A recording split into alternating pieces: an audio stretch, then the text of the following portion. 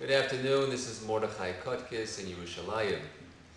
This week's Torah portion is Vayikra, which speaks about the sacrifices. Today, we do not have the temple and we do not have the sacrifices. The Jewish people were commanded to only bring sacrifices at the site of the temple.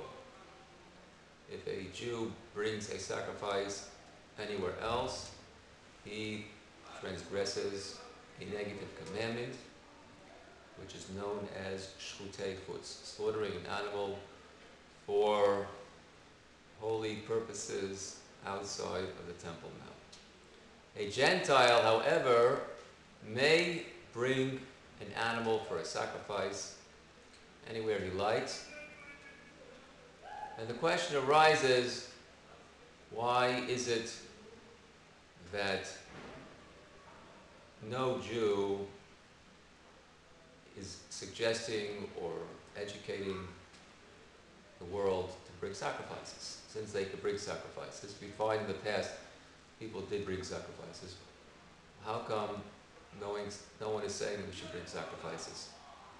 And the answer is, according to Rabbi Yoel Schwartz, that it's very easy to make a mistake as to what is the purpose, what is the intent of the sacrifice. The word for sacrifice in Hebrew is korban, which means to come close. This implies that the purpose of a sacrifice or korban is for a person to bring himself closer to God. However, we find that certain people have a misunderstanding, and in history they've had a misunderstanding as to this purpose. In the book of Midbar, Numbers, we find the Gentile prophet Bilam, who the Torah tells us brought 7 sacrifices, and this was to correspond to the 7 sacrifices which were brought by the progenitors of the Jewish people, including Adam and Noah, until that time.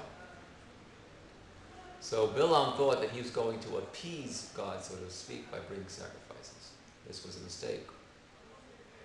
The sacrifice is not meant to move God, so to speak, but it's to move us closer to God.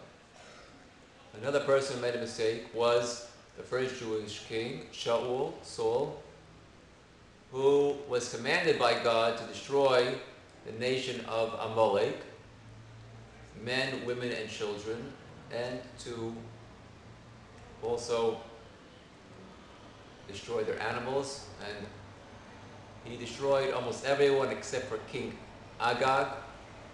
With that same night, helped conceive a child from which Haman came from. And Shaul also left over some of the animals. And when Samuel, the prophet, asked Shaul, why did you leave over these animals? Mekol Hatzonaza, what is this voice? What is the sound of sheep that I hear? And Shaul said, they were left over by the people to bring sacrifices with.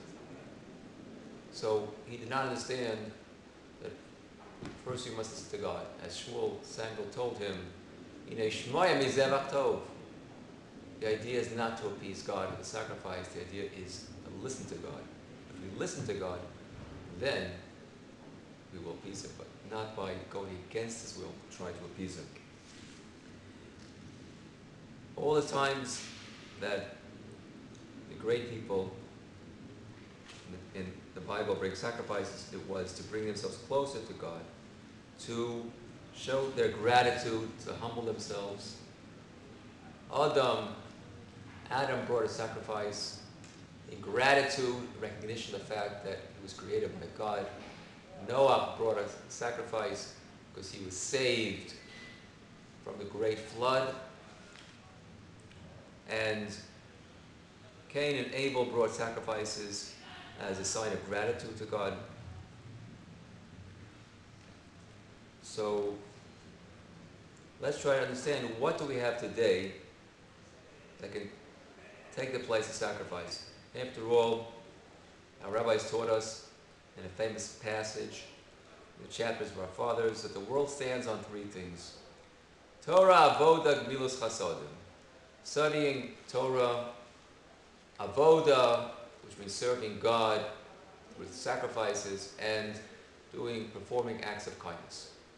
So today we do not bring sacrifices, so we have tefillah, we have prayer, in which we sacrifice our energy and our time and our concentration to bring ourselves closer to God.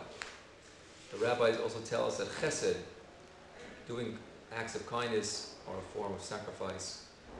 In Avot de Rabbi Natan, we find that Rabbi Yochanan and Zakkai and Rabbi Yeshua were passing by the Temple Mount, which was in a state of ruin, and Rabbi Yeshua said, "Whoa, how terrible that we lost a place in which the sins of the Jewish people were being atoned for." And Rabbi Yochanan and Zakkai said, "B'ni, my son, Yirulach, don't feel bad. We have an atonement which is just like it. Yesh lanu kapora achad shekemota. Be'ezeh, what is it?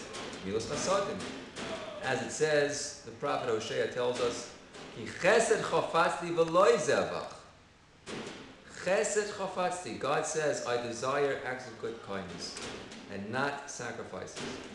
And Rabbi Natan brings a proof from the prophet Daniel. It says that he spent his time with acts of kindness. And what was he doing? He was not bringing any sacrifices, because he was living in Babylon.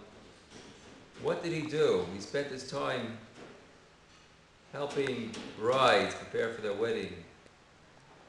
He would accompany the dead at funerals. He would give money to poor people, and he would pray 3 times a day, and his prayer was accepted by God. He was very careful to pray, even though he was risking his life to do so, since Nebuchadnezzar, who was the king then, said that no one should pray to anyone except for him. So we learn from this that there's a very deep secret behind this whole idea of sacrifices. Our commentators touched upon it, that everything that has to be done to the animal should have been happened to us. If we sin, if we do averot, we transgress, really, we the ones should have been slaughtered, God forbid. It should have been our blood there on the altar, and our entrails should be offered up. But really, it's a very deep secret, one of the mystical ideas of the Torah. And soon, please God, the temple will be rebuilt, and then we will understand all the secrets of the Torah, including the secret of the sacrifice.